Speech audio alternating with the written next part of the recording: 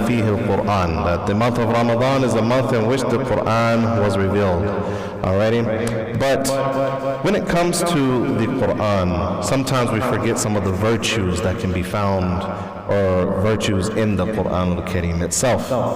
And so today, bi-idhnillahi ta'ala, I want to remind myself first, and remind you brothers, of the virtues which are found within the Quran al-Kareem. The very first and very most important, I believe, a lot of in reality, is that the Quran will be an intercessor for us Yawm al-Qiyamah. Right? Can you imagine on Yawm al-Qiyamah when you stand before Allah subhanahu wa ta'ala? Imagine this. There's no child, there's no wife, there's no medic or king. There's no one that can intercede for you on Yawm al-Qiyamah. It's just you and Allah Azza wa Jal, you speaking with Allah subhanahu wa ta'ala at this time. And when you are there before Allah, this Quran al-Kareem that was here with us, that sits on our shelf, that we sometimes neglect throughout most of the year, will be something that intercedes for you on Yawm al-Qiyamah. It will be there to tell Allah subhanahu wa ta'ala, to explain to Allah how you are its companion in this world. Right? But a lot of the times we don't make the Quran a companion. We don't make the Quran a companion of our life, right? We seek means of companionship through all other vessels and all other means, but we sometimes forget that the Quran al-Kareem is actually going to be the thing that helps drive you into Jannah, bi-idhnillahi ta'ala. So Allah subhanahu wa ta'ala, the Prophet sallallahu alayhi wa sallam, he says, اقرأوا القرآن فإنه يؤتى يوم القيامة شفيعا له شفيعا لمن يقرأه. The Prophet sallallahu alayhi wa sallam said that to read the Quran, because when you read the Quran, it will be an intercessor for you Yawm al-Qiyamah, for the one who reads it or recites it. So it's very important that we have al-Quran by our side. It's very Quran, and when I say by our side, I don't literally mean have the book here by your side, rolling down I-24 or 65. Y'all don't have 24 over here. Is 65 any better than 24, by the way, in the morning? No? It's terrible? It's a little better? Because 24 is bad, man. Yeah, I don't know. Those guys over there, man, they have accidents in ways I don't understand. It's like, how do you have an accident? I'm trying to get to Nashville. I'm like, let me beat the traffic at 5:30 in the morning. It's already an accident. Like, how? But either way, I don't literally mean having the Quran in the passenger seat with a seatbelt on. When I say that the Quran is beside you and is a companion of yours, it's something that is always, your tongue is moistened with the remembrance of Allah by way of it. And so make it something that you always consistently read. And by way of that, it will become something that will be an intercessor for you Yawm al-Qiyamah. Then the Prophet sallallahu alaihi wasallam, he also said that on Yawm al-Qiyamah there will come two companions that will come to you once you come out of your grave. كما قال رسول الله صلى الله عليه وسلم, and it will be Surah Al-Baqarah and Ali Imran. For those who have memorized those two, they will come and they will be special intercessors for you Yawm al-Qiyamah. Right? So as we see, the Quran is something that is very, very important for our afterlife. There's also another hadith of the Prophet sallallahu alaihi wasallam in which he mentions, he says that Allah will command a servant to read the Quran, so much so that every ayah, every verse that he reads, he will go up in rank, right? And so you will continue to read, Allah will tell you to read until you get to the very last verse that you have memorized from the Quran, and then that will be your manzil, that will be your mawqif, and that will be your place in Jannah, inshallah. So that should be a great motivation for us to memorize as much as we can. Sometimes we do have people who only memorize, for example, the Fatiha or the Surah Al-Ikhlas and Falaq and Surah Al-Nas and such, which, if that is all you can memorize, that is one thing. But remember, motivation is key here. And if you're motivated to know that when there is nothing else left except for me and the Quran, then what are you going to do to make sure that that's the reason why you enter paradise at a high level, right? The next thing that I want to mention about the Quran al-Kareem that some of us forget and we take advantage of is that the Prophet ﷺ, he said, خَيْرُ النَّاسِ مَنْ تَعَلَّمَ الْقُرْآنَ وَعَلَّمَهُ. The best of people are those who memorize the Quran and they teach it. Right? There is virtue in teaching the Quran, because did you know that every person who teaches the Quran, when they teach the Quran, the person who recites the Quran that they taught them, they are also rewarded the same amount of reward for each verse that person recites. And when that person teaches another person, you get the reward of not only the person who he taught, you also get the reward of the person that learned from him, right? So we talk about passive income all of the time, right? But what is your passive income of the akhirah, right? After you have passed, you could still be getting rewards. As the Prophet ﷺ has told us, when we pass, there are 3 things that go with us, and only one of them remains with us, right? You have a righteous child who makes dua for you. What's another one? Anyone know what another one is? It's 3. There's a sadaqatun jariyah that comes with you, right? And then what else is there? There's knowledge. That's one hadith. There's another one too. Or we could just say actions. We'll just say actions, right? And all of those things come back. Your actions that you may have done, your children that are left behind, one day they may forget you. Allah Ta'ala alam. They may stop making dua for you, right? Right, because they're humans at the end of the day. They have busy lives. They may not make dua for you all the time, although we hope that they will. Sometimes they may not. But one thing that will not leave you is a sadaqatun jariyah that you have created here in this life. And teaching someone the Quran al-Kareem is a sadaqatun jariyah. It is a continuous sadaqah that you will always have, right? And so if you think about it, if you taught someone the Fatiha, which is one thing I highly recommend for everyone to do, if you have grandchildren, if you have children, don't let the mudarris in the tahfidh teach your child Fatiha. Why do you think I say that? For us who are business people here, right? Think about it as an investment. Why do you think I say, you can let them maybe teach them any other surah, but not the Fatiha? Why do you think I say that? Exactly. If your child grows up to pray every single day, 17 times a day, you're going to get rewarded for every verse that child ever recites. Maybe they will never ever learn anything else. But here you are, you say, okay, Sister Fatima, please teach my child the Fatiha because I can't. La, you better sit down, make some time, teach that child the Fatiha, and instill in this child, listen, you make sure that you pray. Make sure that you pray, because it's not only a reward for me, it's a reward for you. Or you don't want to word it that way because then it sounds selfish. You know, it's not only a reward for you, but also you will help me in my akhirah by reciting it every single day. And if you ever forget that, maybe you might forget to make dua for me, I know that every time you pray, at least I'm getting a reward from something that I did for you, right? Just by the Fatiha alone. And a lot of times we forget that. We let Fatima, we let Brother Muhammad, we let Ustad Zayd and Hamza teach our children the Fatiha. And we're teaching them mathematics. Wallahi, mathematics is great, right? It's great. But when we're talking about an investment for our akhirah, we want to make sure that we are the ones who take hold of that investment right there. And we know for sure, if our child never learns anything else, they will at least know the Fatiha at the bare minimum, right? So that's just a benefit that I tell myself. And I know it's hard, you know, teaching my kids the Fatiha and stuff. It was very hard because your children, they know how to press your buttons, you know. It's like, listen, get out my face. Just go. Just go. Right, but you have to keep pushing through. You have to keep pushing through. And then for those of us who master the path of teaching our children the Quran, and we teach our children the Quran from ourselves, and we teach it to them, oh, that's a massive reward. A massive reward. So that is one thing that I wanted to mention. The next thing that I wanted to mention about the Quran is the amount of reward that we actually get for each harf that we get when we recite it. Now I'm mentioning all of these things, and if you mark my words, I have not actually even touched understanding the Quran. I'm simply talking about reciting Quran right now. That's it. Not its understanding, not tafsir, not its explanation, none of this. I'm simply talking about the recitation of the Quran al-Kareem.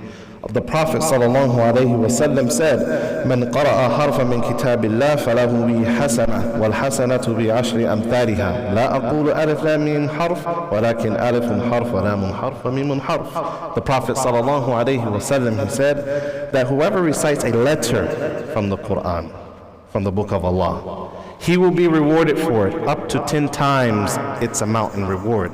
And we also know that Allah subhanahu wa ta'ala can reward for something up to 700 times, right? So you could possibly, if you take 700 and you multiply it by 10, that's how much? That's 7,000. You could get a max reward of 7,000 rewards for each letter that you read in the book of Allah, right? And so if you recite the Fatiha, this is just some work for you all to do in some free time. How many possible rewards can I get? How many points can I get, right? For reciting just the Fatiha alone, right?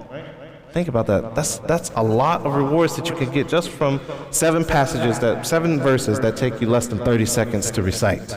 Right? So always make sure that you have your tongue moistened with the Quran al-Kareem. Make a warm home in your heart for the Quran al-Kareem. And one last advice that I would like to give you all about the Quran is that the Quran is here as a protection for us. It's a healing for us. It's a healing for us, for our hearts and our souls.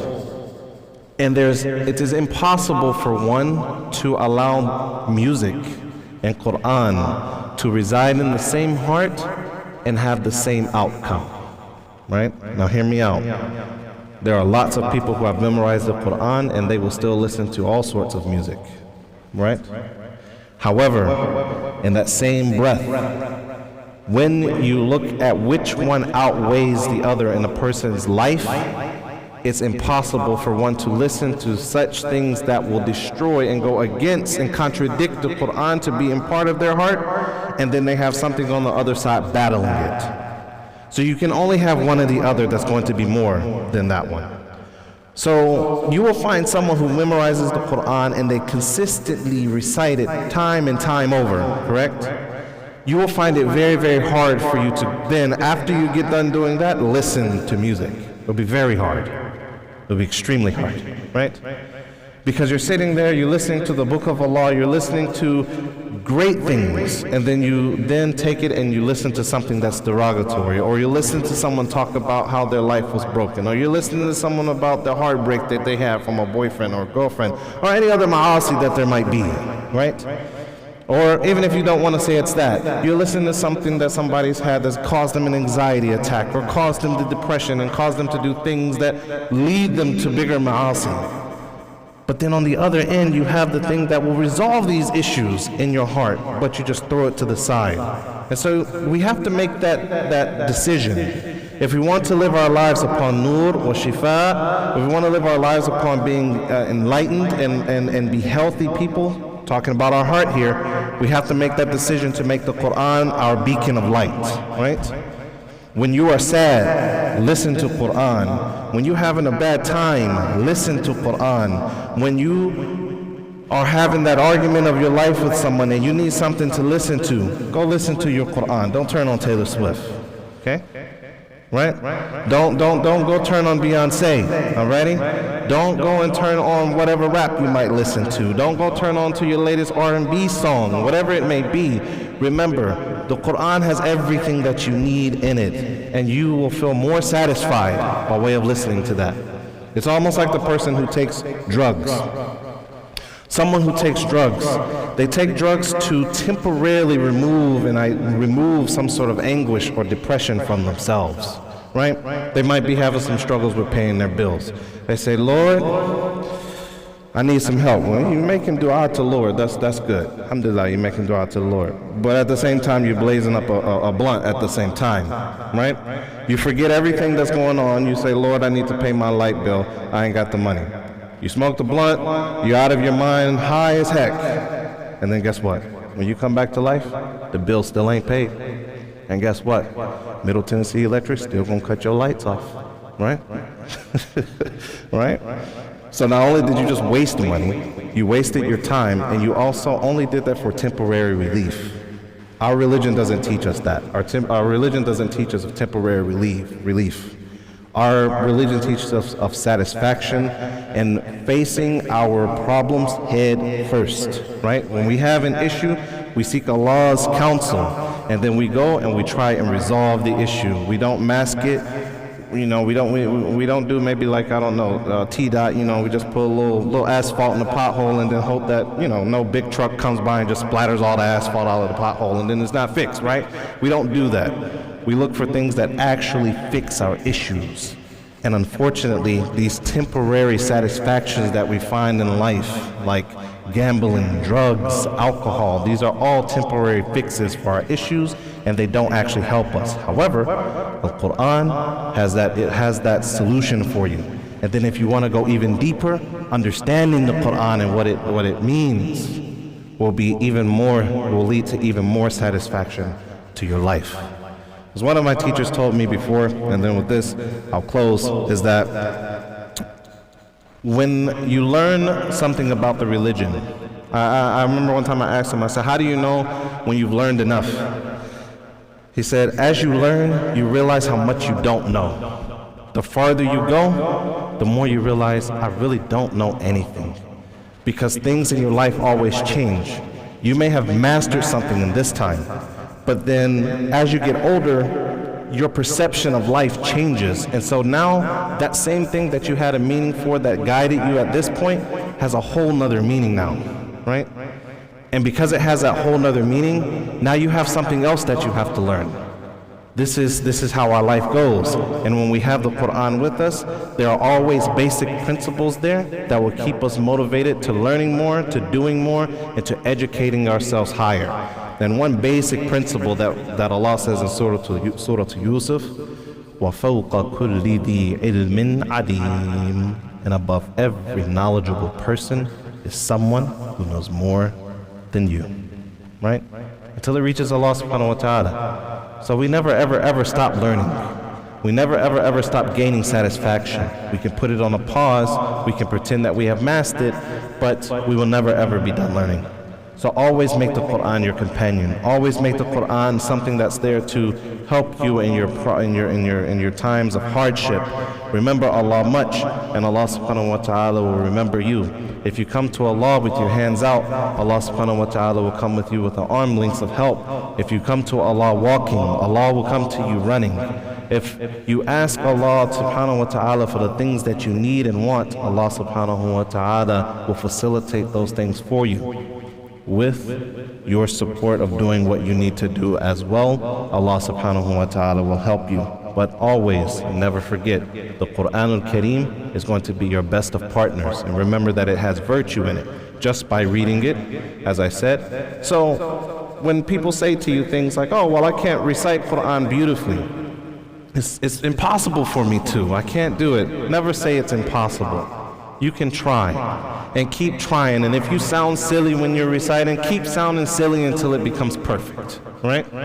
Keep trying, because did you know that the Prophet sallallahu alaihi wasallam, he said that the one who recites the Quran in a beautiful way, Allah will reward them for what they do. But if you recite it and you have difficulties, that you're stuttering and you're fumbling over your words, that Allah subhanahu wa ta'ala rewards you twice as much. Right? That doesn't mean that we should all go here and just alhamdulillah. We shouldn't do that. That's not what I'm saying, right? But if it's a difficulty that you have, don't let it be something that demotivates you from reciting and trying to become better, because all that time that you're trying, you're getting double the reward for it. Allah rewards us sometimes for the small mistakes that we do and efforts to try and seek nearness to Him so that we become perfect at it. So be a person that always dedicates time to the Quran al-Kareem and its recitation, and then follow that up with some understanding, and you will inshallah ta'ala see the beacon of light right before you, and you will see that it will be there as your help in this life, and it will also be a help for you in the next life جزاكم الله خير والله أعلم وصل اللهم وسلم وبارك على نبينا ورسولنا محمد وعلى آله وأصحابه ومن سار على هديه إلى يوم الدين والسلام عليكم ورحمة الله وبركاته.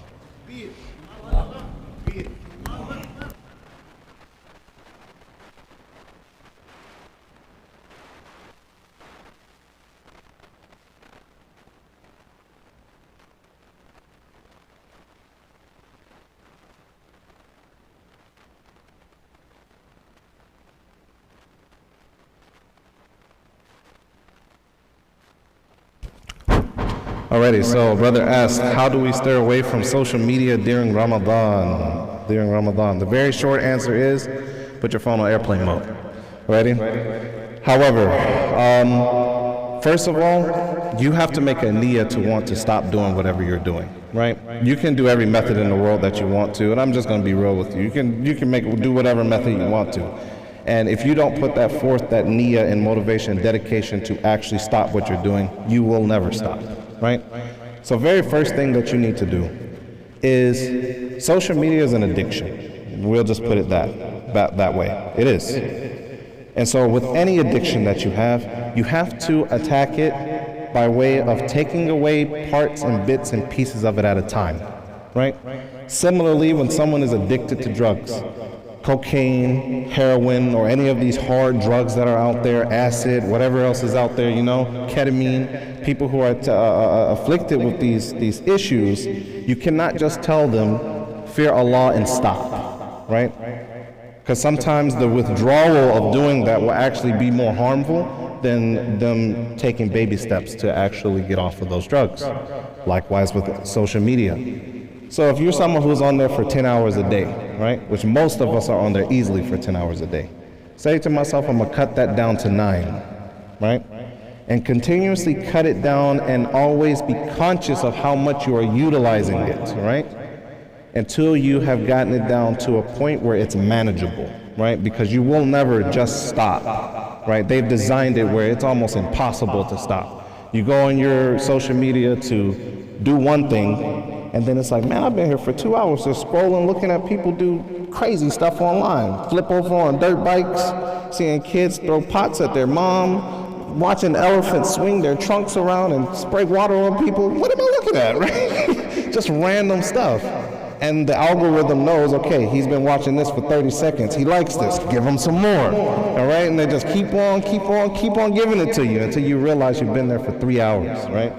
So you have to be able to eliminate that. Next thing is, at nighttime, because that's the time where we mainly watch it, try your best to turn your phones off at nighttime, right? When you've made the effort to go to sleep, put your phone down and don't pick it up, right?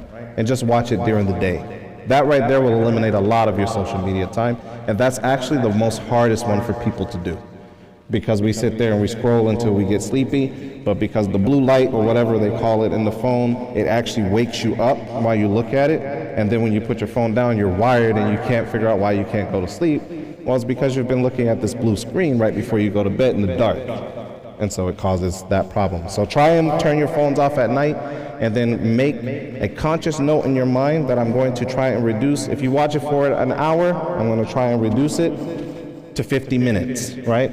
And do that every day until you can gradually stop doing it and fill it with something else. I'm gonna take that 10 minutes that I did have and I'm gonna fill it and I'm gonna read Quran.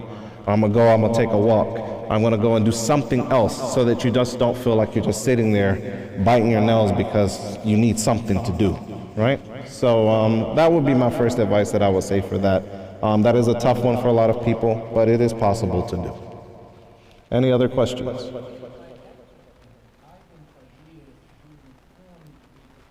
Yeah. I'm an advocate for people reading the Quran on paper. Yeah, because phones will always have notifications, and most people are not going to turn their notifications off, right? We don't want to miss if mama calls us or if my dad calls me and he needs something, right? Shaitan will always, Shaitan is clever. He doesn't always try and trick you with frivolous things. Sometimes he will trick you with things that are an obligation of yours. to get you to do something else, right? So, to me, I believe that if you have the paper Quran, a book in front of you, and you read it, right, it's much better. Even for memorization purposes, it's much better to read and memorize from a book rather than it is from the paper, right? For people who probably have memorized the Quran and things like that, and they have teachers and stuff, not only do you memorize the verses, but you also memorize, like if you hear a verse, you know exactly where it is on the page. You know that this verse right here is in the middle of the page, in the middle of the surah. You can see the pages in your head. Whereas with your phone, you can't really make that same connection, right? So it's best to leave the phone for those purposes of truly wanting to read Quran. I don't think that one should do it. Any other questions? Someone had a question back here. Yes.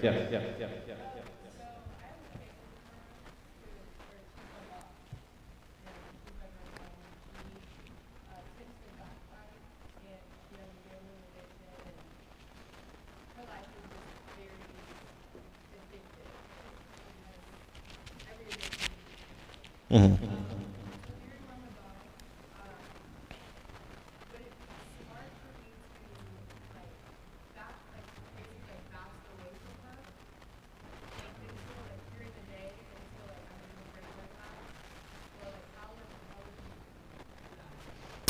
Is your mom Muslim? Okay. Are you going to be around her a lot? Okay. I believe that people who have non-Muslim relatives, at any time that you're able to show them how a Muslim interacts, you should use that time and use it wisely, right? So if your mother knows nothing, for example, about Ramadan, right, which there are some people who don't know anything about Ramadan, and when you hear her maybe backbiting somebody or gossiping about something, and maybe you're listening to it and then you say, well, you know, whatever you might say, I don't know how you talk to your mom or whatnot, but something along the lines of, hey, mom, you know, during the month of Ramadan, I really want to take a break from that, right?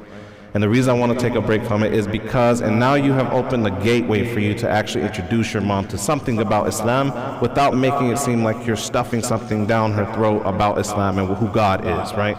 Just how Muslims interact. And then she will see from you, wow, she literally will not discuss these things with me during this part of the year out of dedication to her Lord, right?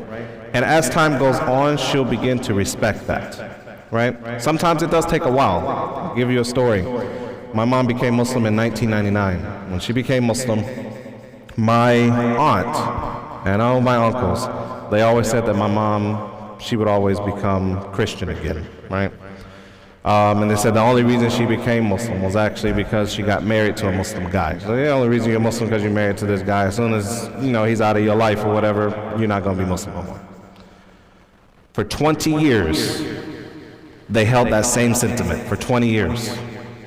And for 20 years, I mean, even my mom, she's like munaqqaba, so she wears like niqab, gloves, and if she didn't wear glasses, she'd probably wear a niqab over her eyes, right? But she has pretty bad eyesight, so she can't do that.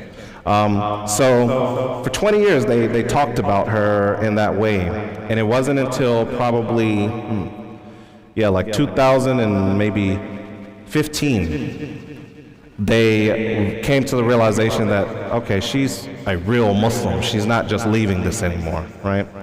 Even me as a kid, they used to always say, because my father was a Muslim, right? My mom became Muslim, my dad never became Muslim. And my dad was okay with me being Muslim. He said, if that's what you think is best for you, then, you know, I'll support you in it. But as far as my other relatives, they always told me I was going to be Christian again and not to follow my mom in her ways, right?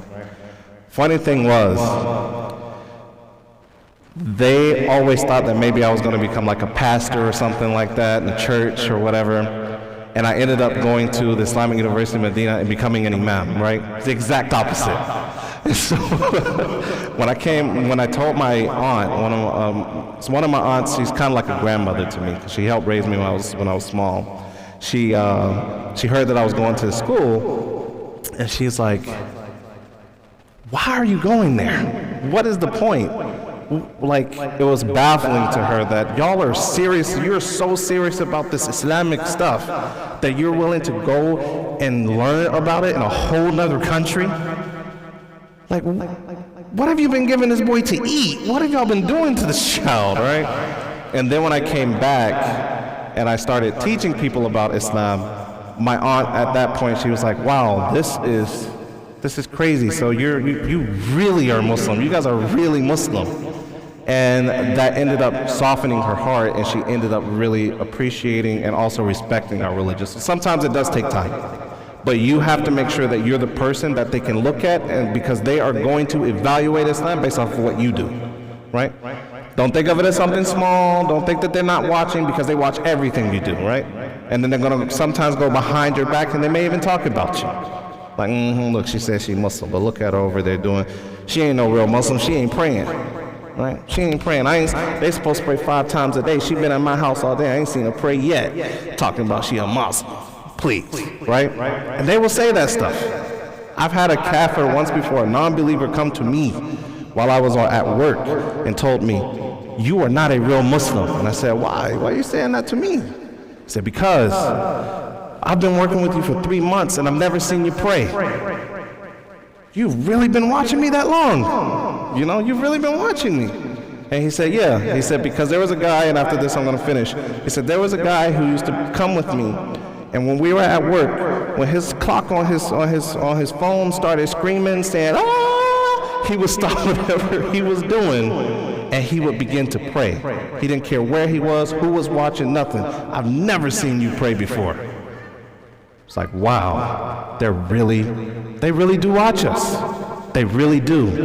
And so when you tell someone you're Muslim and you have non-Muslim relatives, know that they're going to challenge everything that you do silently. They might not always come out outwardly and say it. So make sure that you are the icon for your mom so that she can see it. And inshallah, something good will come of that. Wallahu ta'ala a'lam. Jazakumullah khair. I think I went over my time. Assalamu alaikum wa rahmatullah.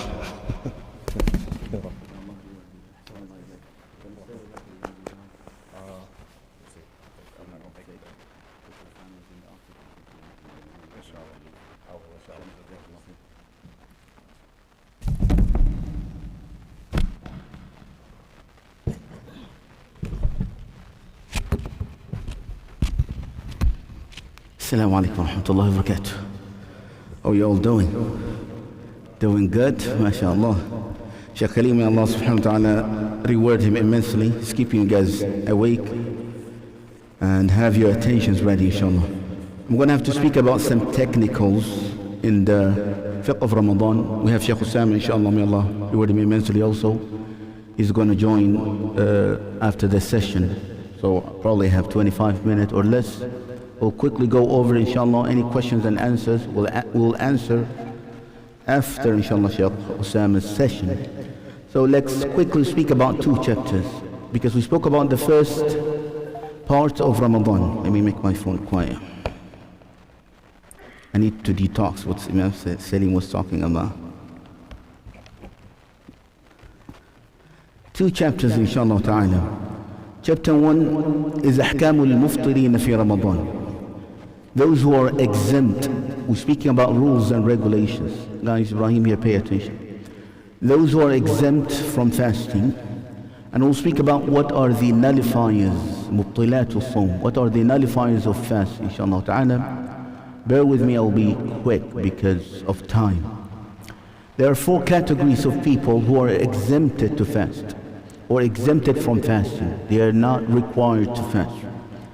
Category number 1 is al-marid, the sick person, alladhi yatadarraru bih. The one when he fasts, he will be harmed by fasting. In this category, there's another individual that is associated with wal-musafir, the traveler also, who is traveling in a distance where he's allowed to shorten his salat. The marid, let's begin with marid. You know, Allah says, فَمَنْ شَهِدَ مِنْكُمُ الشَّهْرَ فَلْيَصُمْ. Whoever witnesses the month, let him fast. Whoever is sick or traveling, Allah says, he can delay it and fast it another day in the year. So the marid, the one who is sick, he is allowed to break his fast, especially if he's going to get harmed from his sickness. The marid and the musafir are in categories. And one is if the person is sick and if he fasts, he'll be harmed from fast, then the person is makruh, is disliked for him to fast. A messenger of Allah sallallahu alaihi wasallam, hadith in al-Bukhari and Muslim, he saw a man. People were crowding this man and they were shading him and he was fainted. And the messenger of Allah asked, what happened to this man? They said, who saw him? He is fasting.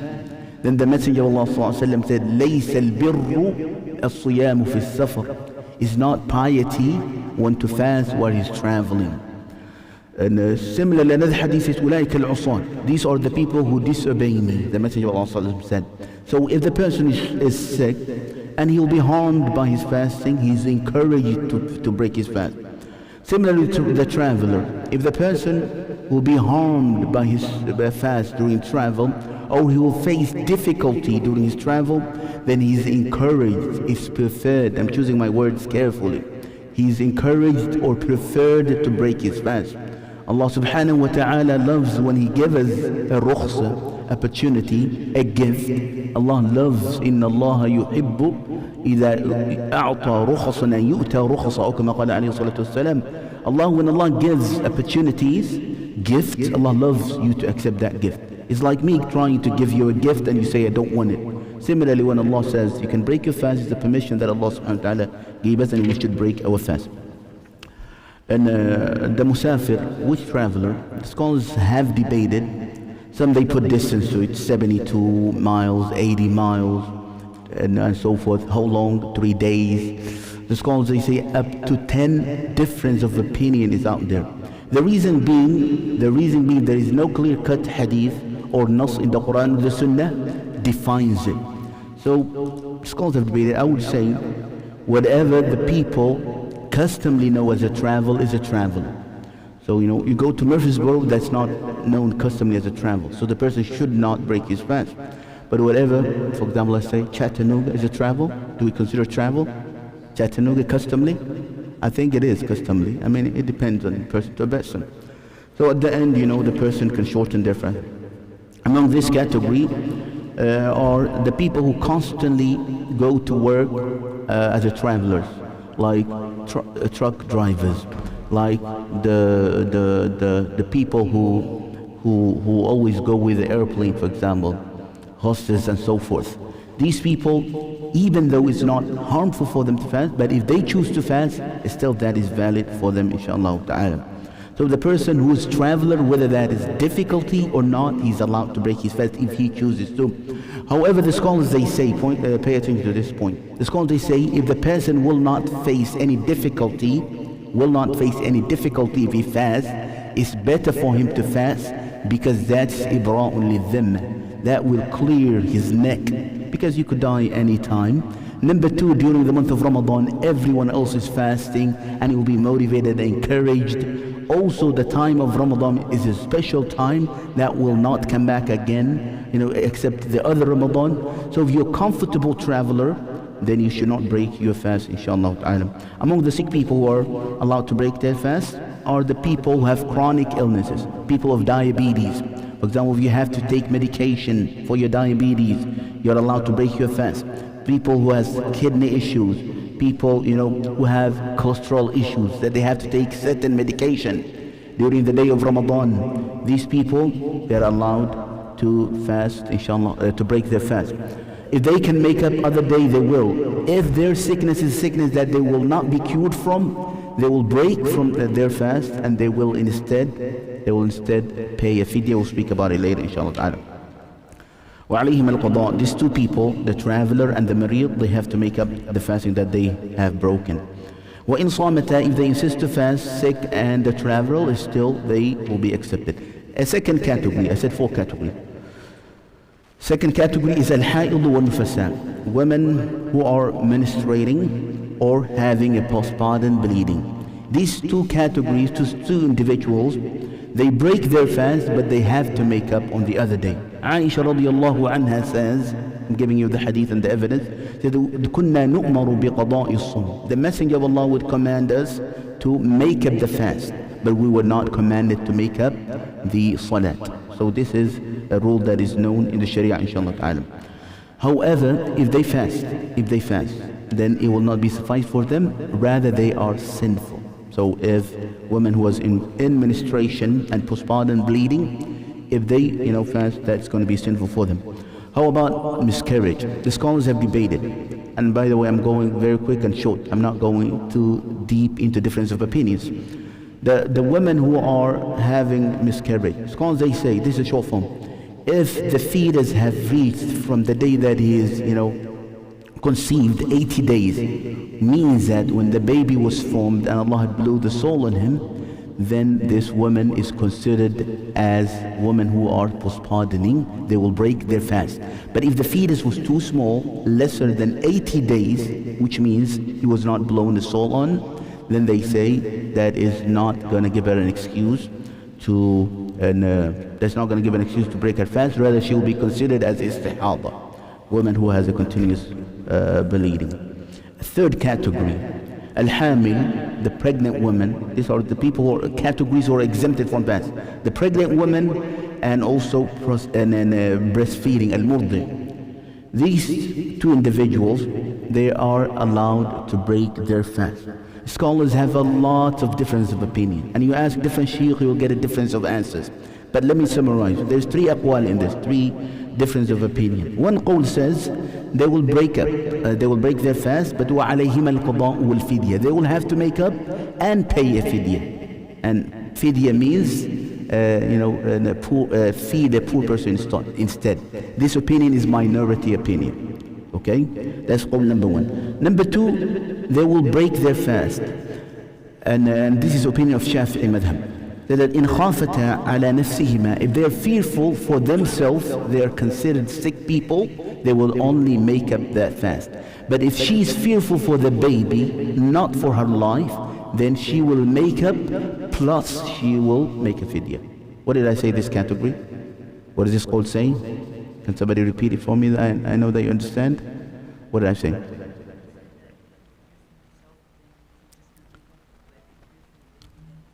Yes. Why? Because if she feels for herself, she's sick. Sick person only makes up only. But if she feels for the baby, they say that she doesn't have, she's not sick herself, then she will make up and pay fidya. This is all of Shafi'i, Imam Shafi'i rahimahullah ta'ala. The third opinion, which is the strongest opinion, is aftarata wa alayhim al-qada. They will only make up on that day. They will break and they will only make up that day. This is the strongest opinion out there. There is another qawl which is again, minority qawl, which says they will not even make up, they will only give a fidya, but again realize it's a minority opinion. So the strongest opinion in this masala, for the pregnant women and breastfeeding women, they will break the fast and they will make up on that day, inshallah ta'ala.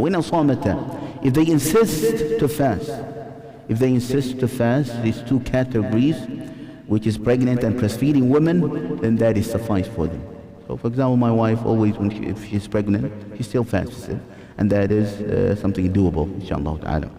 The last category of people is al-ajizu an al-siyam, the one who is incapable to fast, either due to old age, maybe very old, and the person cannot handle fasting, or sickness. If the person is sick in a sickness that's chronic, he has to take medication, a sickness which is not expected to recover from.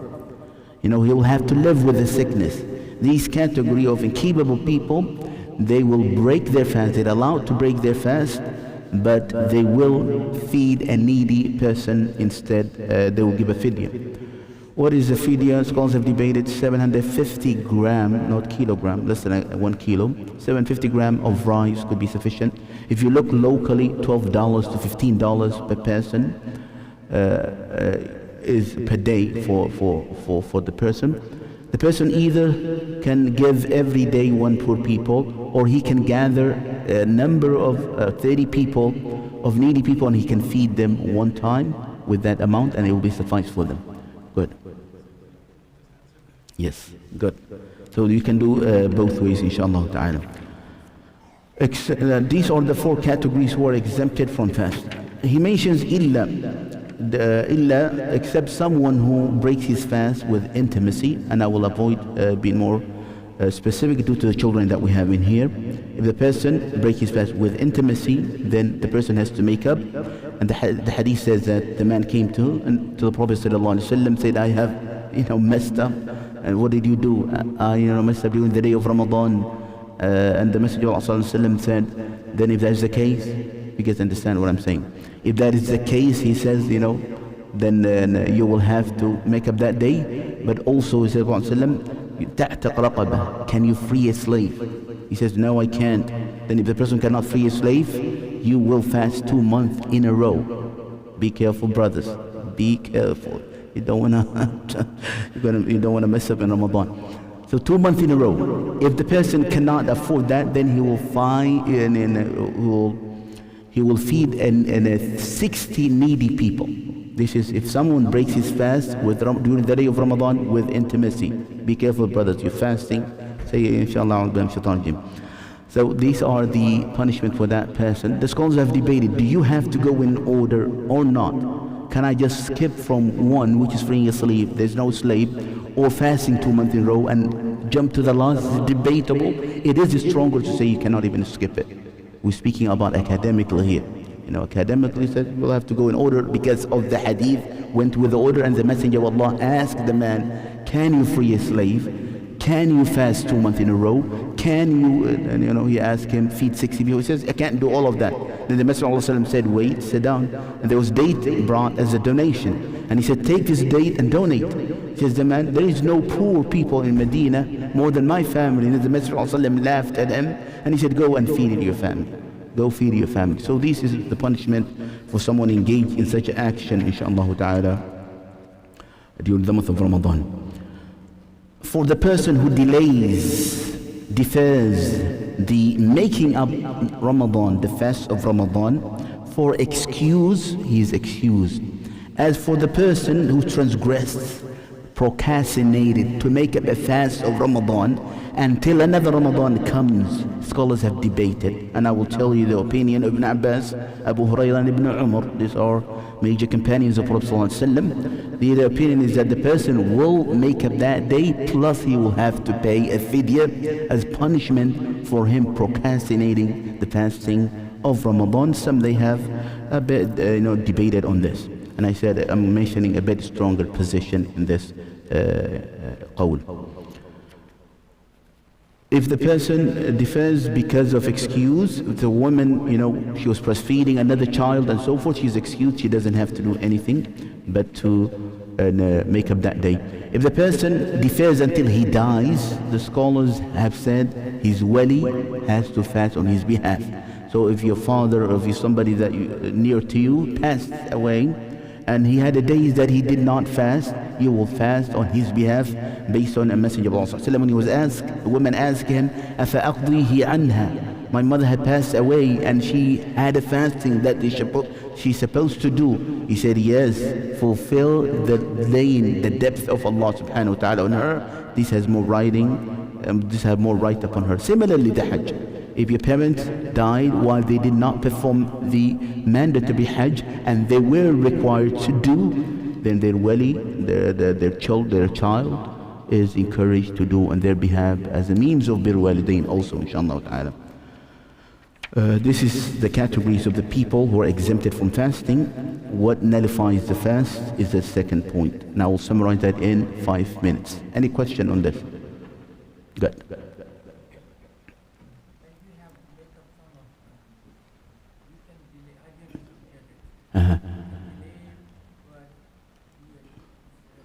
Before next Ramadan, yes. Yes, do it for Ramadan, but it's better that you do it as soon as possible because you don't know whether you're going to make it or not. Yes. 6 days of Shawwal. Yes. Let's say during Ramadan. Yes. One day you forgot to take a pill that you were supposed to take the night before. Yes. And that happened a couple times during Ramadan. Okay. 2 days in Ramadan that you have to make up. Yes. You fast the 6 days of Shawwal. I think you have said previously, Yes. tell me if I'm wrong, that when you fast those 6 days of Shawwal, Yes. you satisfy that requirement as well as you make up those 2 days. Yes. You guys heard this question, right? He says fasting in 6 days of Shawwal after Ramadan. Can you fast 6 days with dual intention, with intention of a day or days that you have missed, and also the sunnah? The scholars have debated. I'm comfortable personally, the fatwa that I give, Shaykh Osama may give a different fatwa. The one I give is that yes, you could do it, and you will have the intention of the mandatory one, and the sunnah will come under it. The sunnah will come under it, inshallah. It should be fine. As a amana ilmiya, it's a difference of opinion between the scholars. What nullifies your fast?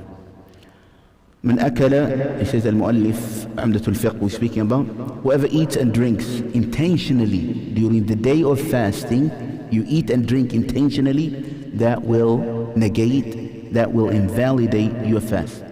Whoever swallows anything that's feeding or takes through any outlet of his body which is feeding to the body, that will nullify the fasting. If the thing that you have consumed, whether your nose or whether it's an injection, it's not feeding to the body, then it will not negate, it will not invalidate your fasting. For example, you take a non-feeding injection, that's fine, it will not break your fast. Eye drop that has no feeding will not invalidate your fast. Ear drops will not invalidate your fast, and so forth. But if you take nutritional injection, IVs, pay attention here, start that one. If you take IVs that's feeding your body, that will invalidate your fast. Similarly, if you have a blood transfusion, when they usually do blood, it comes with a lot of energy and everything, that will invalidate your fast. Cleaning, kidney, dialysis. If you have a dialysis, it will invalidate your fast because they will have to, because the doctors know better. They will have to put some new blood, and your blood has to be cleansed and put new feeding in there. For example, asthma spray, will that invalidate? It will not, because there is no feeding it. There is small liquid, 0.09, I look it up, 0.09 milligram of liquid is in there. This is insignificant, is ma'fu, is forgiven. If you have it, you could use it during the day of fast, inshallah ta'ala. Oxygen, if you had to have oxygen mask and you needed oxygen, they put it on, it will not invalidate your fast. Some people, they ask during the day of Ramadan, brushing your teeth with a toothpaste will not invalidate your fast. My son asked me, can you put cream, lotion in your body? That will not invalidate your fast. Can you put perfumes? That will not invalidate your fast. Can you put bukhur in the masjid? We used to have problem at ICT. Some people, when the bukhur is put it on in the masjid, they come, they put the bukhur in this, they make us lose our fast. No, it will not invalidate your fast. It's not feeding. You could smell all the bukhur you want and you're not going to be full. If you lock yourself in a room and use only bukhur, you will die eventually with your bukhur, because of hungriness. So that will not break your fast, inshallah ta'ala. Makeup, sisters, sometimes they ask, can I put makeup? Yes, you can put your makeup during the day of Ramadan. Can I put lipsticks? Yes, you can put it in during the days of Ramadan, inshallah ta'ala.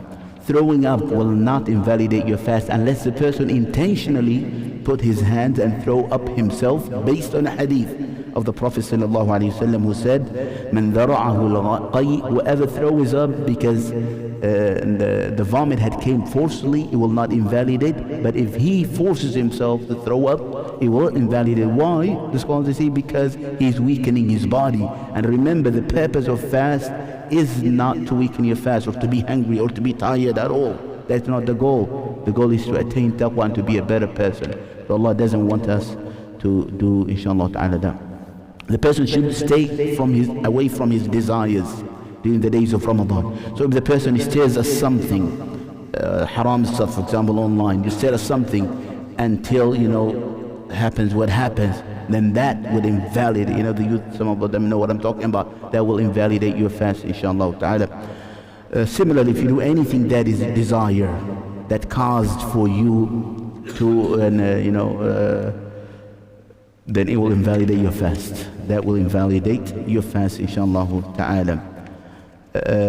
Anybody who does, Lee, I'm going to come to your question. I want to finish this point. Anybody who does all of these things that breaks the fast, intentionally it will break his fast. But if you do the things that invalidates your fast, forgetfulness, while in the time that you forgot, then you're excused and it will not harm you. If you eat during the day of Ramadan and eat fully, then you are fine. The hadith says Allah had fed you, Allah had given you food and drink. The scholars had debated, if you see your brother, مثلا Ethan, eating a lunch, he's having a nice sandwich in the day of Ramadan and he forgot, should you remind him or not? Should you? Allah is feeding him, why do you want to remind him? Scholars have debated again, some they said you should remind him, part of al-amr bil ma'ruf wa nahy anil munkar. Some they said Allah is feeding him, but I say you should remind him, inshallah ta'ala. Maybe you should have him a couple of bites, inshallah ta'ala. The danger of breaking your fast during the day of Ramadan, I will finish this one, I will come to your question. The danger is major sin in Islam, want to break his fast intentionally without excuse during the day of Ramadan. And Al-Imam al-Dhahabi rahimahullah in book Al-Kaba'ir, we read it during the year after Ishaz, he says that the person who breaks his fast, according to his opinion, and he is Al-Hafiz, he's a well-known scholar, he said he's worse than committing a zina and drinking. And he says, and that person, Islam is doubtful. That's Imam Dhahabi says. Imam Dhahabi, it's not a hadith by the way. Imam Dhahabi says Islam is down. And he says, وَهُوَ الزَّنْدِيق. Zindiq means worse than a liar. What do you call the person who is worse than a liar? He lies a lot. He's zindiq. He's not to be even listened to. This is what he said. This hadith of Prophet ﷺ mentioned a man who was being tortured and punished in the night of Isra al-Mi'raj. He was hanged by his heels and his cheek was open from here to the mouth and he was bleeding. And the Messenger of Allah saw him scream and he said, what is this? What happened to this man? This is a man who was intentionally eating during the day of Ramadan, having no excuse. So this is a major sin of Islam. If you ever engage, repent to Allah subhanahu wa ta'ala before you die. If you die, you are in danger with Allah subhanahu wa ta'ala. But however, if you repent to Allah, know that Allah will turn those into good deeds. So glad tidings to the repenters, inshallah ta'ala. All the questions, the Mufti is here. Shaykh Osama will take all your questions after his session, inshallah ta'ala. Subhanakallah bihamdik. Nashhadu an la ilaha illa anta nastaghfiruka. Ahlan wa sahlan. Shaykh Osama would answer your questions, inshallah. And then, anyway, I'm going to be here if you ever need me again. After inshallah. Yes, inshallah. والله يا اخوانا طيب الكلام بزيادة. بسم الله والحمد لله والصلاة والسلام على رسول الله. Many people ask questions about before Ramadan and it's good. But I want to highlight a concept when speaking about al-fiqh. Often people speak about understand al-fiqh to be what's halal and what's haram. And this is a small part of al-fiqh. A bigger part is being aware of really what Allah subhanahu wa ta'ala wants us to achieve from al-ibadat in general. Most of the can I do this or I can't really can be excused. I imagine us looks like a car. To maintain the parts of the car is good, but you have to go with your car somewhere. This is what we refer to at what is the objective? Why Islam asks us to fast? This is a contribution for someone like Imam al-Shatibi, and Muslims in America should realize, in my judgment, that the Muslims outside of the Middle and the Far East contribute heavily. When you look into the Muslim time in Andalusia, and their big contribution, who can, if I ask you, who is Ibn Malik? Ibn Malik, if you are an Egyptian like me, went to Al-Azhar, Ibn Malik is very famous in the Arabic grammar. This is an Andalusia scholar, was not really in the Middle East. If you speak about al-fiqh al-Maliki and you will mention someone like Ibn Rushd, a giant scholar, this is an Andalusia scholar, was not in the Middle or the Far East. I wish that we in America can realize that Muslims outside of the Muslim land did contribute heavily to the Muslim community, and they benefit a lot from it. Imam al-Shatibi famously asked the question about the objective of the Sharia. What is the objective of the Sharia? Yes, we are not supposed to drink or eat or have any sexual relationship with our spouse from al-Fajr until al-Maghrib. This is a very simple part of it. The main challenge is, are we driving toward the right direction? Do you think fasting Ramadan change our life or not? Why Allah designed fasting? I think the biggest big part about Ramadan is giving the society an opportunity to change itself, and for the Muslim community to lift the entire society up. It's a way for us to recognize the feeling vulnerable individual financially go through. This is why we give them mandatory charity. It's a fact that each Muslim, regardless of his or financial positions, will give zakah in Ramadan. Sadaqat al-Fitr is mandatory for any Muslim. Even غير المكلفين. غير المكلفين means young people. If someone being born before the last day of Ramadan, the parents will give zakah in his behalf or her behalf. Why? Because Ramadan is an opportunity for people to lift the entire society. Everyone has to learn to give. When we speak about fasting, and the people often ask about traveling while fasting and all of this, happy to entertain any of those questions, and I'm sure many of you know the answer already. But my worries is, after buying the car and about to drive, you have to put the right address in the car for you to reach your destinations. What is our destination from fasting? Yes, sisters will start preparing their kitchen, will start to be exciting about the food in Ramadan. The masajid will speak about who is reciting Taraweeh, and how many rak'ah are we going to pray, and they will go through all of this. All of this is wonderful. But all of this is very much buying the car. What's left is, where are you going to drive? What is the objective? What is the objective? This is why they recognize Imam al-Shatibi, ده من علماء القرن الثامن الهجري. This is in 800 scholars. His major objective, his major achievement, he moved the Muslim community from looking to this halal and this haram to start saying, why did Allah subhanahu wa ta'ala ask us for this? What is the objective? He highlights مقاصد الشريعة in his famous writing, كتاب الموافقات.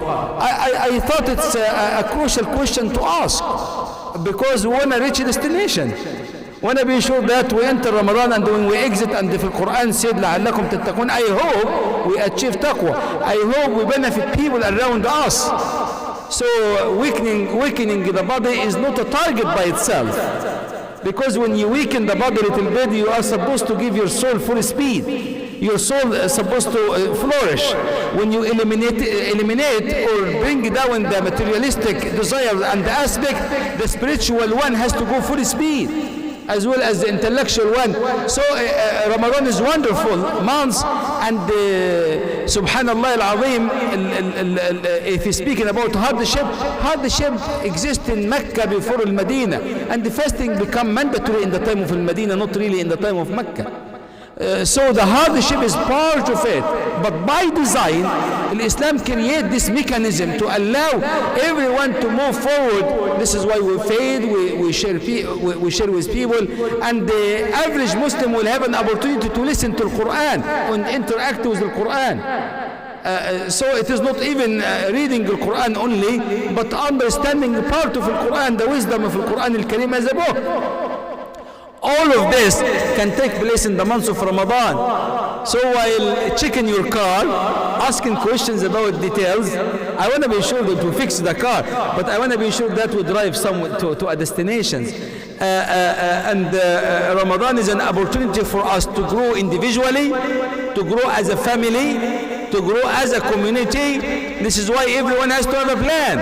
You have to have a plan as a husband by yourself, and as a sister by yourself.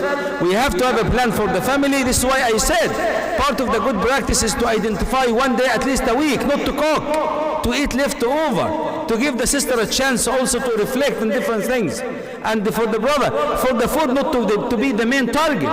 I said part of the plan is to have the kids having box in your house, the sadaqat al-fitr. Don't give sadaqat al-fitr in behalf of your kids. Let the kids raise the money. Teach them sadaqat al-fitr. I know that Muslims in the West, we love to do everything for our kids. We are super worried. We want to be sure that after 50 years from our death, they will be fine financially. But we want them to carry the mission. We want the kids to give sadaqat al-fitr. So I have a box in your house, and everyone in the house said, you have to raise sadaqat al-fitr. Dad, mom, baba, whatever name they call us. What's sadaqat al-fitr? It is the mandatory charity in the months of Ramadan. How much it is? The Fiqh Council said maybe a minimum of $10. $12 is reasonable in the state of Tennessee, unless you are a very rich man. Then you can go up a little bit, but $12 is, then the kids has to raise $12. Then we make dua before Maghrib each day of Ramadan. I want to pick a country every day for the kids to make dua for a specific country. And when the kids make dua, I want those kids to read about this country 5 minutes a day. So by the end of Ramadan will be 29 days this year, so at least our kids can learn about 29 countries. And we make dua for them. It's a very quick practice. If you want to finish Al-Quran, if you are a slow reciter, listen to part of it in your car while driving, and I want you to read 5 minutes with each salah. You'll end up finishing the Quran comfortably. The Quran you already memorized, I want you to understand its meaning. We cannot continue to recite Alhamdulillah Rabbi without understanding the meaning of it. I'm not asking you to be Ibn Kathir with Al-Qurtubi, but I'm saying the Quran you already memorized. If you memorize 20 short surah, please understand the meaning. In this case, when you recite, you feel the word. Don't read the same translation over and over again. The translation is not a Quran. It is a scholar understanding of the Quran. So rotate from one to the others. And I didn't recognize your day. Then Ramadan, Ikhwanna, will take us to a different level. And Ramadan will be an opportunity for us. And they give it charity. Not only financial charity. If you have certain knowledge or you are expertise, teach someone in the community. Help a sister to cook if she is not a good cook. Help a brother how to manage his household. Help someone struggling if you are a student and good in your class. Help someone weak in your class. Give him a lift. This is donation. الرسول قال ليعد من له فضل رأي على من لا رأي له. Those has the ability, advance and experience he should share with others. With this being said, Sheikh Ahmed asked me, and I like to listen to him. He asked me to answer your questions. If you have questions, I will answer it. If you don't have any questions, we call it a day. Yeah.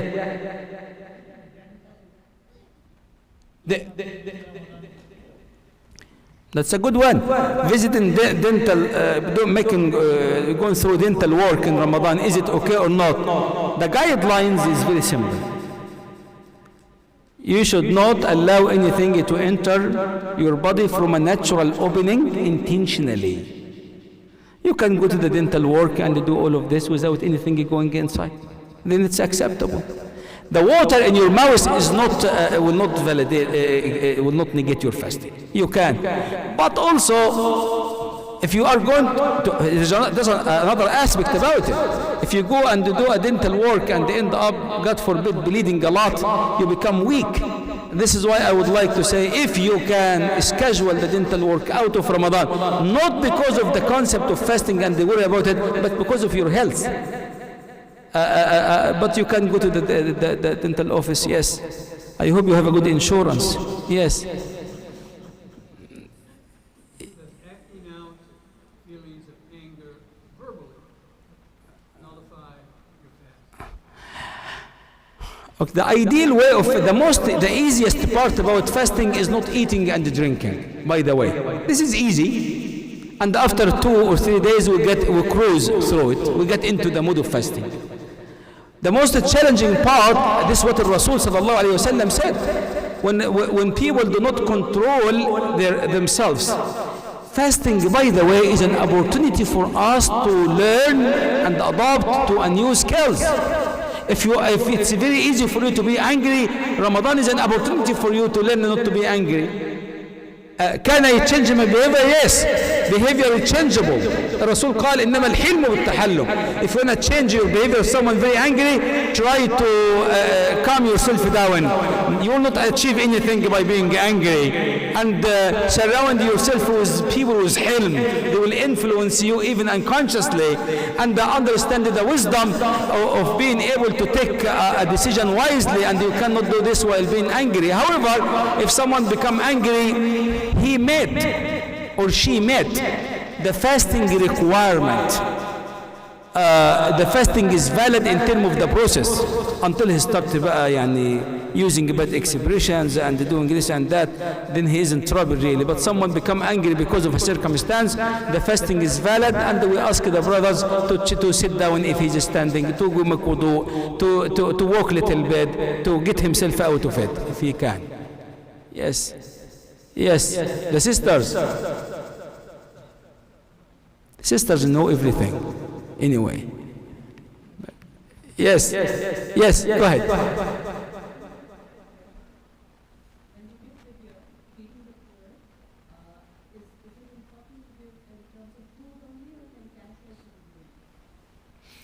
الفدية or feeding someone because of a valid excuse.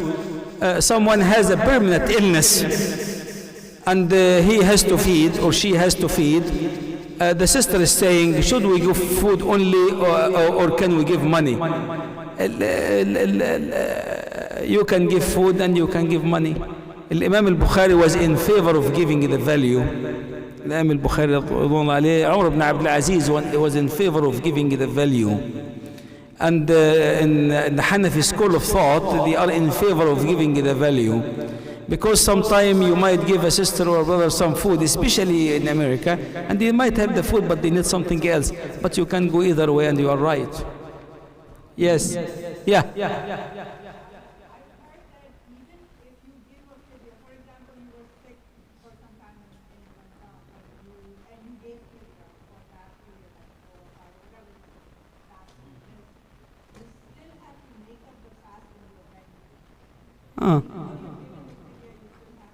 Why did you give the fidya then? Okay, when people say we are not able to fast in Ramadan, you are one of a few people. Sisters will not fast in Ramadan for 1 week because of her cycle. There is no fidya there, she will make up the days later on. Someone having sickness, temporary one, the flu is become very aggressive and they end up sick for a few days. This brother or sister will not make any fidya at all. They will make up those days in the remaining part of the year after Ramadan, and the entire year is a time for it, from the beginning of Shawwal until the end of Sha'ban. Some of the diabetic brothers and the sisters, while people will say it's a permanent illness, means someone diabetic will be diabetic, I always say don't jump into not fasting, feeding people until you feel like you cannot fast at all, because sometimes I feel like the days in the winter might be an opportunity for them if the day is very short. If the brother and sister cannot fast, they can feed then for 1 day. The only circumstance where individuals will make up the days and give fidya in the case of pregnancy, according to some school of thoughts. Some school of thought said she will make up the days and feed for each day, because they feel like we're speaking about 2 souls, not one of them. However, Sheikh al-Qaradawi, Allah yarhamu, he was in favor of only making up the days. So we give fidya for someone senior, cannot fast, someone with a permanent illness, we know the doctor said he or she most likely will not be well, someone in need of medication. One of the brothers was asking last week, he said, I am very healthy, but I have to take this medicine 3 times a day. And because of maybe some people have some mental issue and they struggle with the chemical of the brain. And I said, can the doctor give you convert this medicine to 1 shot a day? He said, no. I said, then don't fast. Even though the brother is healthy, but he has chemical issues with the brain, he needs to take medicine 3 times a day. It's an excuse for him. But in most of the cases, if you are making fidya, you are not going to fast. Yes. Yes, go ahead. Yeah, so just second sister. Yeah, yeah. The shot, you can continue to fast unless someone is taking shot without reason, like if it's antibiotic and this and that, you can take the shot. Also, if someone is diabetic and you are taking insulin, you said, I want you to know that you have a valid excuse not to fast. I want to be sure that your doctor is comfortable with you fasting, because if you are going to take insulin, you are going to burn a lot of, and you most likely you need some calories. And also when I said speak with a doctor, I like for Muslim to speak in this specific issue with a Muslim doctors. Not because of lack of ability within the non-Muslim doctors. Most of them are wonderful. But because Muslim doctor understand our culture and understand exactly what to do. He understand that we eat from Maghrib until Al-Fajr.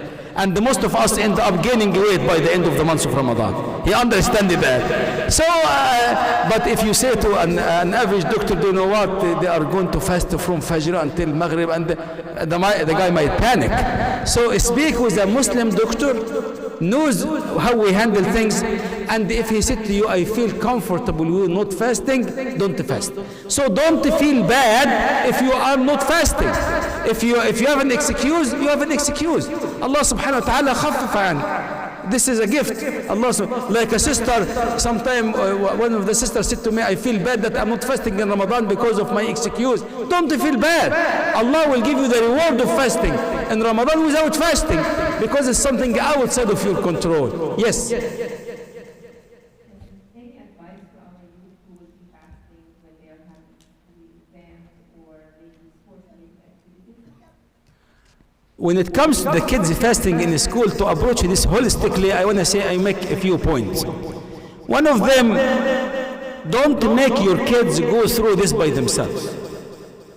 Meaning, if you have a child in the public school, in my judgment, the parents should have an event in the school before Ramadan to make people comfortable, to understand what those kids are doing, because they might assume that we are abusing those kids. So I encourage the brother and the sister to be active, at least with the teacher teaching the child.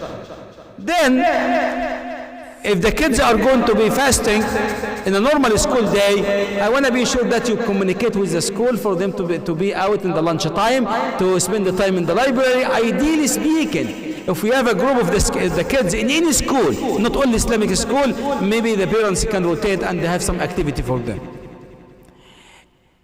If you are asking about, can an exam be an excuse for someone not to fast?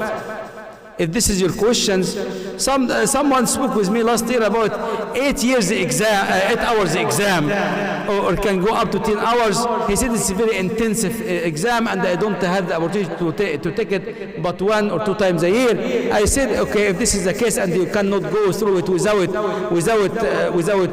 fasting, without eating, it can be an excuse. However, people should be honest with themselves, because al-mashaqqa, hardship, can be an excuse for people not to fast, but hardship has to be determined reasonably. But if someone assuming the hardship is not there yet.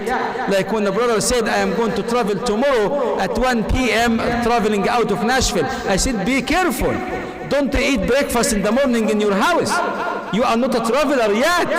I was traveling 2 days ago, and I was stuck in the airport for 6 hours. So you might end up stuck in the airport for 6 hours until Maghrib come. So we start recognizing the excuse when we start traveling. Not because of the itinerary, not because I am going to be in the airport at 1 o'clock, therefore I am going to have nice breakfast and nice lunch. No, go to BNA first, and your flight take off, then eat يا رب حتى تاكلوا خروف يعني. Eat a whole lamb if you want, but not before that. Can sports be an excuse? Some religious council entertain career sports, but not kids playing around. It's not an excuse. But we should make it as easy as we can for our kids. We should watch over their way of eating, because we want to feed them well. We want to be sure that they have the proper nutrition, and if they need vitamin, they should take it. We make it easy for them in the school if we can. I think it's essential. I hope I cover what you need. Did I? Go ahead.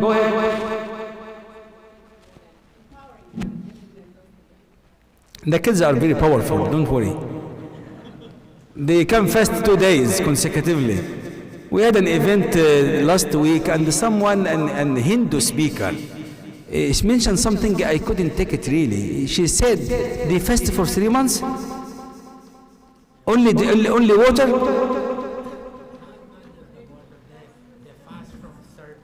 No, she said to me, they fasted for 3 months. I said to her, ma'am, all of the way? She said, all of the way. Only water? She said, only water. I said, are you sure? And she said, I'm sure. I said, you should convert to Islam. We have 1 month and from Fajr to Maghrib only. We have a better deal than you guys. But I would say to our youth in general, you should feel proud, because while you'll be unique in many ways, that you are the only one in the classroom doing something special at the time. Eat well and sleep well, and know that Allah will reward you for each day. I want you to realize that you are very special, and by the day of Eid, demand some gift from your parents.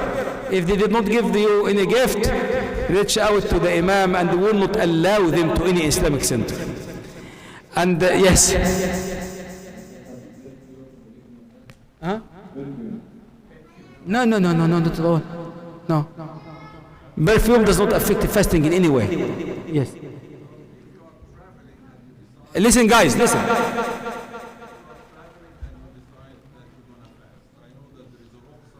Yeah.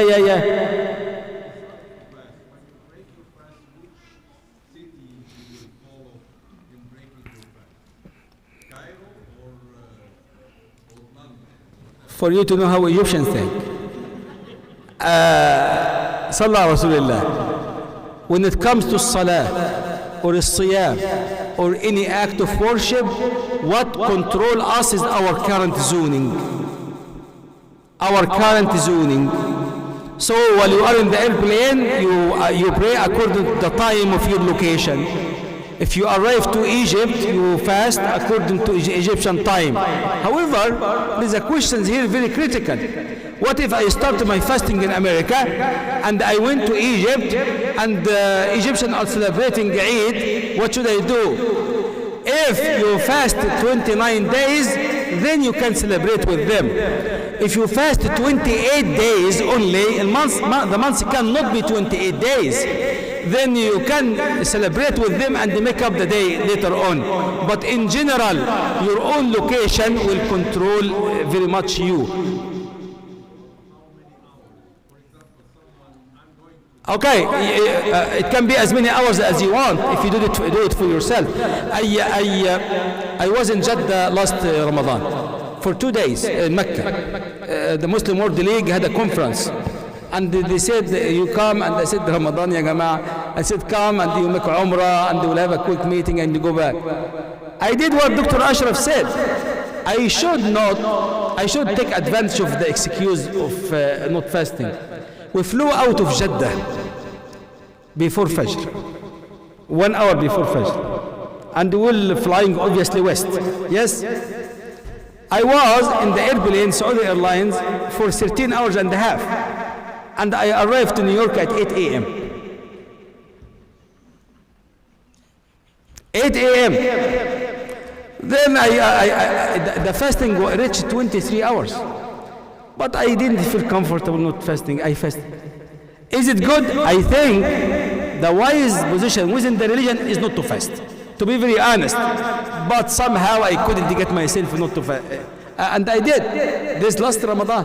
But what control you is your location. Yes. Yeah. Morning, you wake up late, like few minutes before the Adhan, we start eating in this time. So what is the time allowed to, continue eating? Rasul sallallahu alaihi wasallam, when it comes to suhoor, Rasul used to stop what's the equivalent to reciting 40 ayah before Fajr. Like 10 minutes, 5 minutes, 10 minutes. If you wake up late and you have only 5 minutes, you eat in the 5 minutes and stop. You cannot continue because you did not eat. Suhoor is not mandatory. And by the way, here is something you keep in mind. Which app should you follow? The app Williamson County adopt in this area. The app ICN adopt in the obviously the difference is 1 minute or 2, but you follow the app of your own masjid, and you don't stop eating when hearing al-adhan. You stop eating when the time started. إنما الأذان إعلام بالوقت. الأذان is a sign for the reaching the time, because otherwise if someone is hungry will say Sheikh Ahmed, please don't make adhan yet, and it cannot work this way. The time what required us to start fasting or to stop eating or to start eating in the time of Maghrib. Yes, the sisters. Yes, go ahead.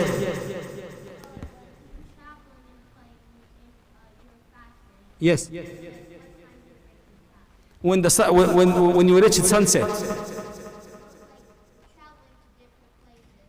Yes. The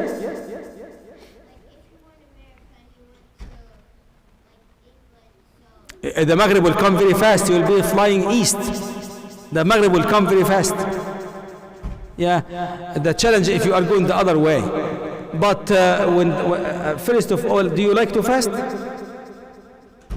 Do you like fasting? Well, I'm glad that you like fasting. I like fasting too in Ramadan. Yes.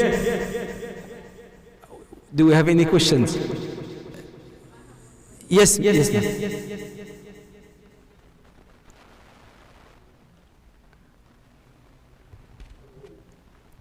Yes. I can hear you.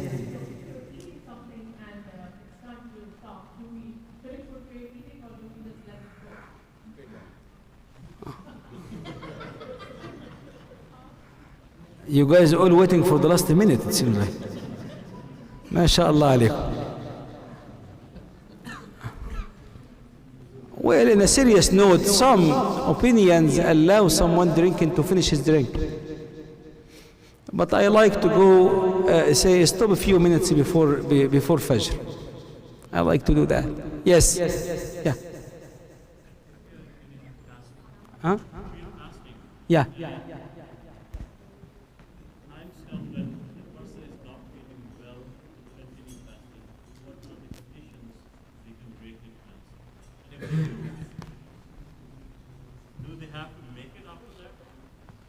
So someone start fasting and they start feeling bad? Feeling bad means, is it the normal feeling of fasting? They get sick, they break their fast immediately. And they take their medicine and they eat their food and all of this, and they make up the days make up for this day after Ramadan. Yeah. But by the way, there is a natural feeling that people have while fasting. It's understandable. Listen, your brother. You want to have the mic? No. There's a natural feeling people have while fasting, feeling weak and tired a little bit. This is not an excuse for someone to break his fast. The excuse is someone starts really going through dehydrations, or someone, it was obvious that he is sick, then they can break the fast. You don't have to start your day sick. If someone end up having some trouble, he or she can, any kind of health struggle due to fasting can be an excuse. Yes.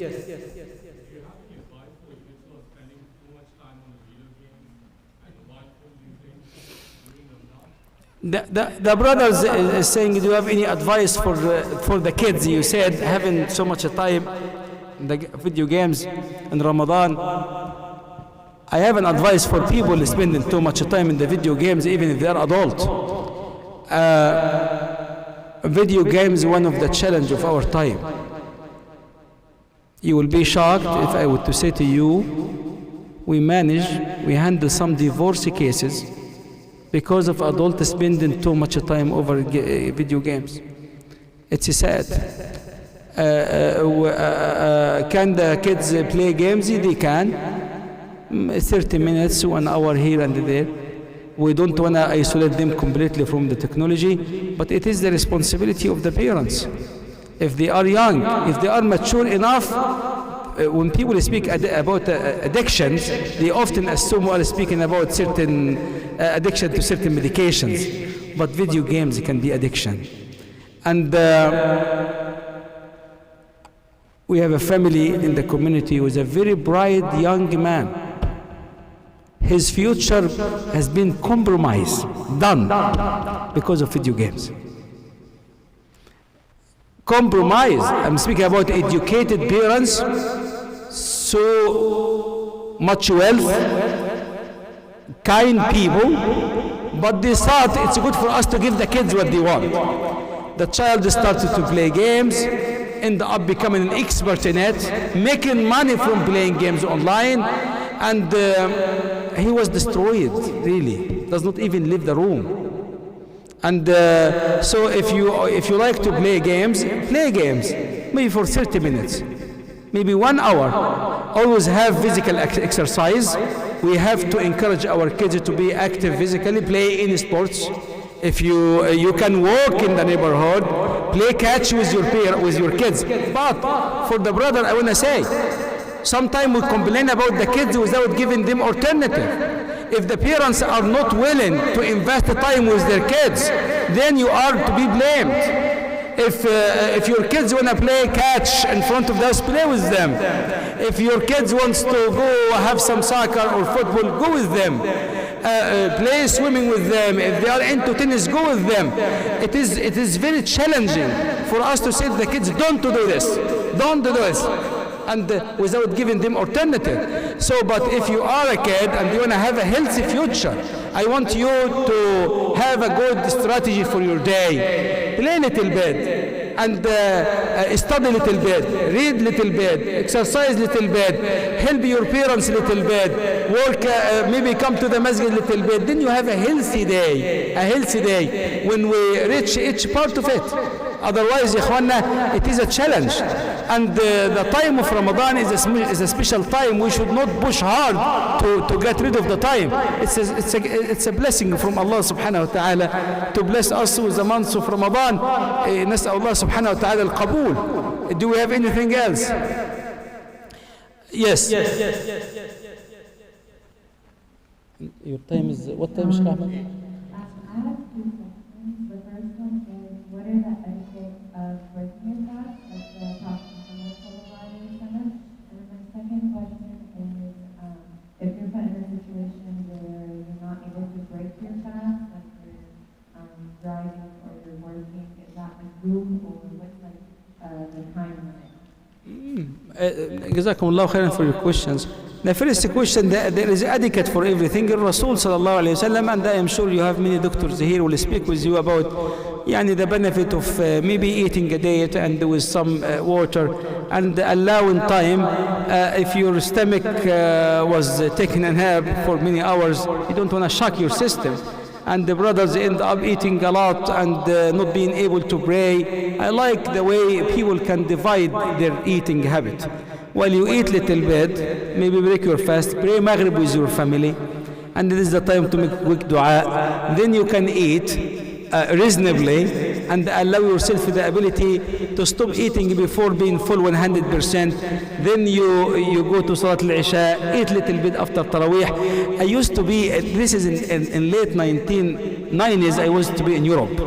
And I remember the Moroccan community. They had a way. I was in Germany, and they have a way with eating. They eat little bit in the time of Maghrib, and their main iftar actually after Isha. But I would say break your, Rasul said it's a sunnah to break your fast with date or water. Then you can go ahead and pray Maghrib. your system now is aware of what's, and your stomach start to work the process.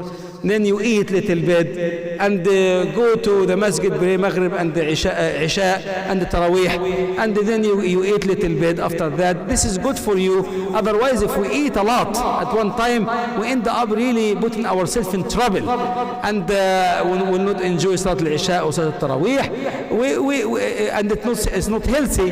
And drink water reasonably. Don't go full speed drinking either. Reasonably, want to divide the eating habit little bit before Maghrib, at the time of Maghrib, a reasonable meal after praying Maghrib. Then you eat little bit after Taraweeh, and you eat suhoor before Fajr. You end up eating good, and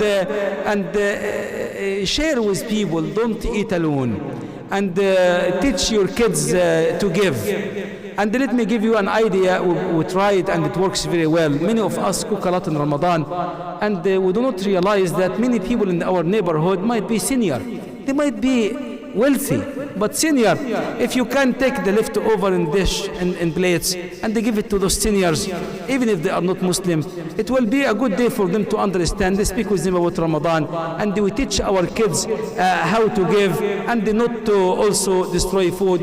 And it's worth reminding us that when we come to the masjid and we eat, it is the responsibility of everyone, not the board or the imam, for the masjid to be clean. So sometimes I see brothers and sisters, maybe they have an excuse, but taking too much food, take little bit, finish it and go back, and they finish it and take everything into the trash.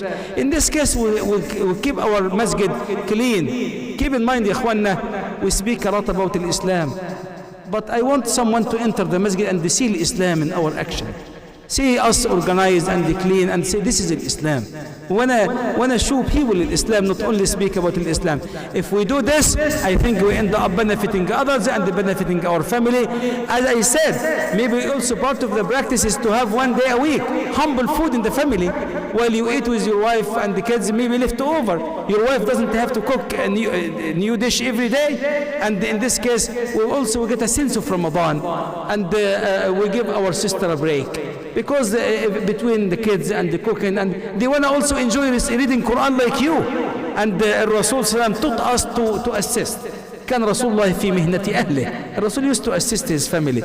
As far as the second questions, if from Maghrib reach me and without me being able to find any food, it's a valid excuse. But a person should not be intentional about that. I should not delay breaking my fast, assuming that I'm going to have a more reward because I made the day my day longer. By choice, Muslims should not do it. ورسول قال ما زالت أمتي بخير. Goodness will be in my nation as long as they are delaying their suhoor and eating as soon as the time of Maghrib comes. So don't do this intentionally, but if you are driving from work in the beginning of Ramadan before the time it changed, many people might be driving and there is nothing around. Ideally speaking, I will say to the brother or the sisters, have your car to be a Muslim car, meaning have a prayer rug in your car. In Ramadan, have some dates in the car, have mushaf in the car. So if you stop somewhere and you have to pray, you have a prayer rug. If you have to break your fast, you have a date, some dates in your car. You have some water in your car. And if you are struggling reading the Quran because of your intensive work schedule, listen to the Quran in your way from house to the work and come back, and inshallah, this at least you get the minimum, which is listening to the Quran. But if a brother or a sister reach Maghrib and they do not have any food or drink, they are not committing any sin, but they will drink and eat as soon as they can. Yes, the final question. Because Sheikh Ahmed said 8 o'clock and it's after.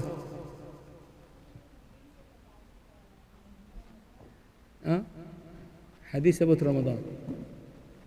Wa alaikum assalam wa rahmatullah.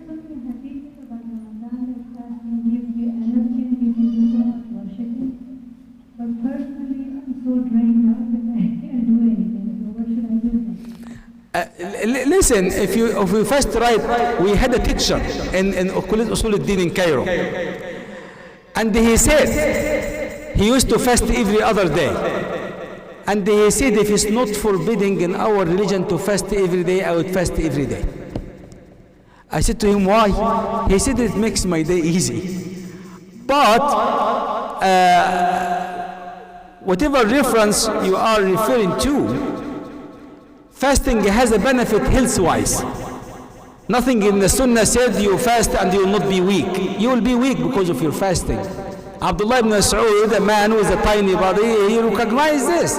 And he wasn't into fasting outside of the mandatory fasting, because when I fast I become too weak. But there is a health benefit for it. There is a health benefit. It gives us an ability to clear many things, especially people struggling with their eating habit. I think it's an opportunity. Is it understandable and normal that you feel weak? Yes. Yes, but if you are one of those people, fasting is very challenging for you. I want you to strategically plan your eating. Sometimes we eat food required a lot of drinking, not realizing that this will affect us. If I'm struggling and the fasting is hard for me, I will eat certain food will put me in the best possible position. I will not eat a lot of salt because I will struggle with drinking. I will not go heavily with dessert, then I will struggle with this, and I will not go high in carb.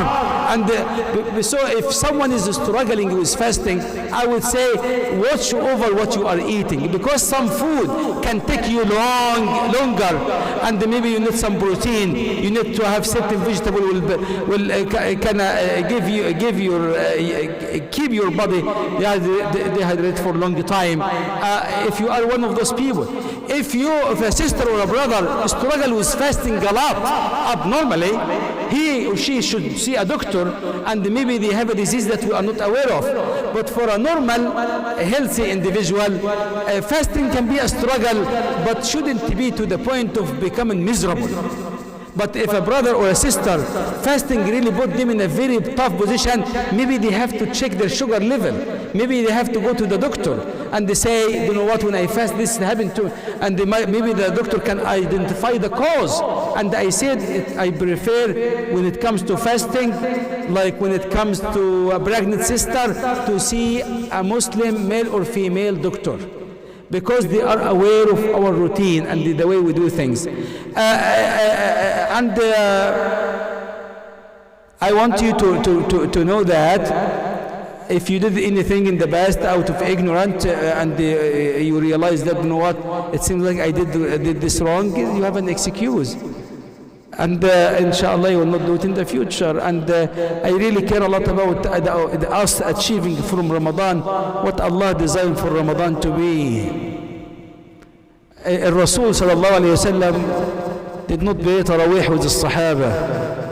He was busy with the Quran. He did not pray, not because of disliking for the prayer, but because of the concern that the Salah had become mandatory and it become a challenge for the people. So imagine the day Sahaba used to fast and go through Ramadan without Tarawih in the masjid.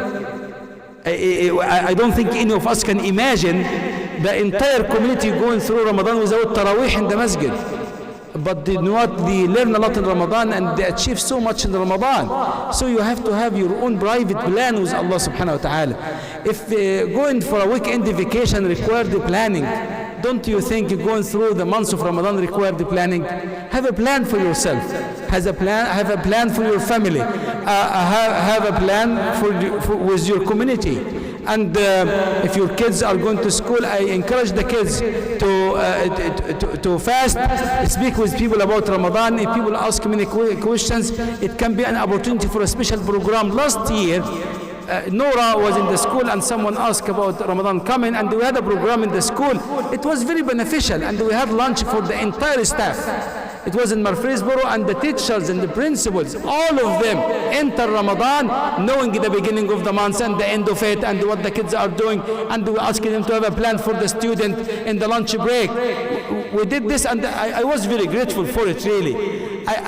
This is why I said don't put your kids in a position of doing it by themselves. Then the kids are shy and they don't know what to say and what's fasting. But we can say this is an opportunity. You can speak with the teacher or the principal and say Ramadan will start after 1 week. We are happy to provide lunch for the entire staff through the PTO or so. And in this case, they will understand if you need a brochure. We are not making them, inviting them to Islam, but we are teaching them our habit, because in the school system they might say people should not invite others to their religion, but we are not. We are just trying to teach them what our kids are going through. It was, by the way, a wonderful event. It did not require much of planning, and we end up, some of the sisters cook, and we had lunch for the entire staff, and everyone in the school, from the principal to the person cleaning the school, all of them were aware of Ramadan. And the librarian has the kids, knows that the kids are coming because they are fasting, and they know that some of the Muslim girls will not be fasting because it's an excuse. We have to inform people, ya akhwanna. We should not assume that everyone knows everything about us. And the day of Eid, the Eid will come in the weekend, and we should plan for it from now. And if Ramadan start asking your kids about what kind of gift do you want to have. Allow room for excitement about gift. If we say to our kids rightly, we don't celebrate Christmas, I want the kids to be excited about Eid al-Fitr, and they make it a big deal. And I want our kids, when people speak with them about not receiving gift in Christmas, say to them, we have two occasions, Eid al-Fitr and Eid al-Adha. We receive gift twice a year, while you receive gift once a year only. Let us put our kids in a position of being proud of their religion. Decorate your house and make it a big deal. If they are praying Taraweeh and it's long, you don't have to pray the entire Taraweeh. Pray 2 rak'ah and leave, 4 rak'ah and leave. Pray whatever you can. It is not mandatory, but participate. Participate as much as you can. If you have a long day, pray with your family at home and make Taraweeh short. أسأل الله سبحانه وتعالى لي ولكم التوفيق والقبول. May Allah subhanahu wa ta'ala allow the months of Ramadan to come while we are in a good positions. Allow the people of Gaza and everywhere to reach Ramadan while they feel safe about themselves and about their family. May Allah subhanahu wa ta'ala give us the joy of reaching Shahr Ramadan. And may Allah subhanahu wa ta'ala give us the ability of understanding the Quran, enjoying fasting, and encouraging and being a good asset for our community. أسأل الله أن يرزقنا المغفرة جميعا. اللهم إنا نسألك أن تمكننا من الصيام صيام المخلصين، وأن تمكننا من القيام قيام العارفين، وأسألك بفضلك وكرمك كما أجريت على ألسنتنا كلامك أن تشرح أفئدتنا لفهم مرادك. اللهم كما أجريت على ألسنتنا كلامك فارزقنا اللهم فهم مرادك. وأسألك يا ربي أن تجعل قلوبنا محلا لتمام الإيمان بك، ونسألك أن ترزقنا حسن الفهم وحسن العمل، ونسألك أن تمكننا من حسن الخاتمة أجمعين. وصل اللهم وسلم وبارك على سيدنا ومولانا محمد صلاة يبلغ بها المقام المحمود الذي سأل، ومن بركتها علينا أن نمكن من شفاعته، وأن نمتع بسكن الجنة معه مع أصولنا وفروعنا وأزواجنا وطالب ذلك من المسلمين. سبحان ربك رب العزة عما يصفون، وسلام على المرسلين، والحمد لله رب العالمين. May Allah subhanahu wa ta'ala reward our dear brother Imam Ahmad for organizing the event, and may Allah bless you, your wife and your family. Allahumma ameen.